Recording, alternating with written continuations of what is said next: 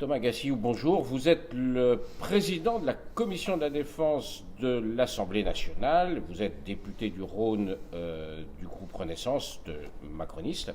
Et nous sommes en pleine préparation de la prochaine loi de programmation militaire pour les années 2024 à 2030. Alors, première question, quelles sont un peu les grandes difficultés, les grands points durs quand on élabore une loi de programmation militaire? Il y a évidemment le niveau des dépenses et puis il y a aussi les choix à faire.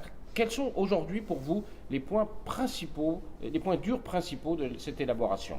Alors effectivement, la loi de programmation militaire, c'est un texte très important qui va définir la trajectoire budgétaire sur les questions de défense.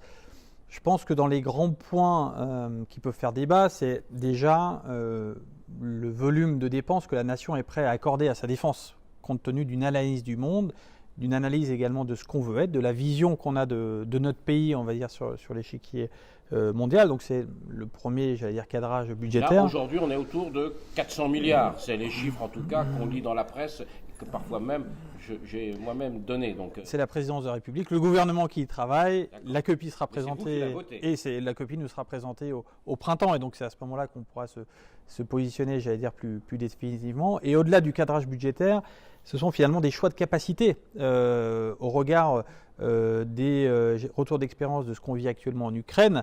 Il y a des sujets sur lesquels on sait qu'on doit davantage investir, par exemple la défense sol-air, pour avoir des moyens d'intervenir, y compris quand l'espace aérien est contesté, ce qui n'était pas le cas ces dernières années, les feux dans la profondeur, pour citer un deuxième exemple. Et donc, même si l'enveloppe budgétaire est croissante, ça demande quand même des arbitrages et des choix capacitaires. Et puis, le troisième sujet qui me semble extrêmement important, ce sont les sujets de transformation. Le fait de dire, ce n'est pas parce qu'on met davantage de budget qu'on doit s'exonérer de transformation. Et donc, comment on peut faire différemment, comment on peut spécifier des matériels plus simples, qui seront donc moins chers, avec des délais de production plus courts, comment on peut changer notre rapport à la norme, puisqu'on a besoin d'équipements de guerre et on n'a pas besoin forcément d'équipements qui répondent à l'ensemble des normes civiles. Par exemple Par exemple, aujourd'hui, nos véhicules doivent respecter certaines normes, par exemple pour cohabiter avec des cyclistes, des barres anti-encastrement. On n'a pas besoin, ce sont avec des cyclistes, puisque ce sont des véhicules qui transitent également sur le territoire national. Idem pour nos drones, on prend des retards importants puisqu'on veut que les drones cohabitent avec l'aviation civile. On a avant tout besoin de matériel de guerre qui sont simples, rustiques, qui soient produits rapidement et à coût abordable. Et donc il faut qu'on ait un nouveau rapport à la norme pour faire face aux nouveaux enjeux qui sont les nôtres. Vous nous avez parlé du printemps. On en est où de l'élaboration de cette loi? En principe, elle devrait être là à l'été. Quel est le calendrier? Alors, le rétro-planning, c'est d'être en mesure d'être prêt pour préparer le projet de loi de finances 2024, qui sera la première annuité de la... Ça se prépare à l'automne? Même à l'été, on peut dire. Les états-majors commencent à y travailler à l'été avec le gouvernement. Donc, c'est le premier élément de planning pour cette loi de programmation militaire 2024-2030. Il y a un élément également politique, c'est le discours du président de la République aux armées le 13 juillet au soir. Et donc, il serait préférable que cette loi soit votée d'ici là, ce qui veut dire que raisonnablement, compte tenu des temps d'études au Parlement, à la fois à l'Assemblée et au Sénat, il serait bien que cette loi de programmation soit présentée au plus tard au printemps au Conseil des ministres. Au printemps. Au printemps. Est-ce qu'il y aura une majorité pour la voter, à votre avis? Alors, on y travaille tous les jours à maintenir le consensus le plus large possible sur les questions de défense. Les défenses, ce n'est pas un sujet sur lequel on peut se diviser, c'est quelque chose qui doit rassembler l'ensemble des Français et l'ensemble de leurs représentants. Donc c'est un travail quotidien qui a déjà porté ses fruits sur le projet de loi de finances 2023 en matière de défense, puisqu'aucun groupe politique ne s'y est opposé. Et c'est quelque chose sur lequel c'est une préoccupation de tous les jours, et notamment sur les missions d'information qui sont préparatoires à la loi de programmation militaire.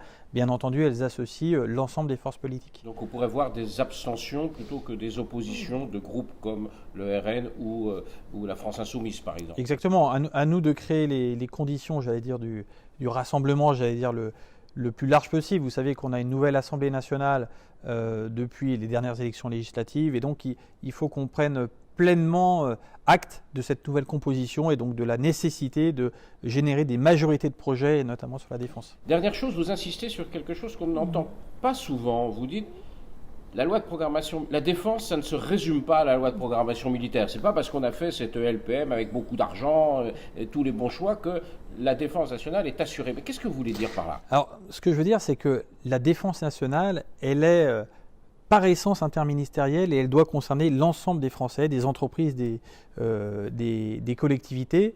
Tout simplement, on dit souvent la défense c'est l'affaire de tous, c'est le concept également de défense globale, puisqu'aujourd'hui pour faire face à un scénario majeur, un engagement majeur, qu'il soit de nature géopolitique, un risque cyber, un risque industriel, sanitaire, l'ensemble des Français, l'ensemble des ressources vives de la nation doivent se mobiliser. Et donc il ne faut pas attendre uniquement des armées la capacité du pays à faire face à un scénario majeur. Je prends par exemple le risque sanitaire tel qu'on a connu pendant la crise sanitaire.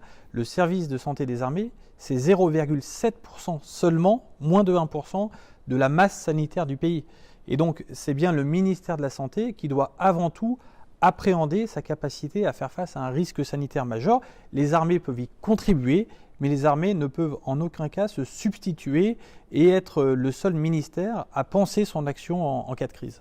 Est-ce que cette défense globale, ce n'est pas ce que l'on observe aujourd'hui en Ukraine avec la capacité à restaurer le réseau électrique, par exemple? Est-ce que c'est un peu cette philosophie-là que vous voulez? C'est exactement ça. Vous savez que la guerre, finalement, c'est l'affrontement des volontés.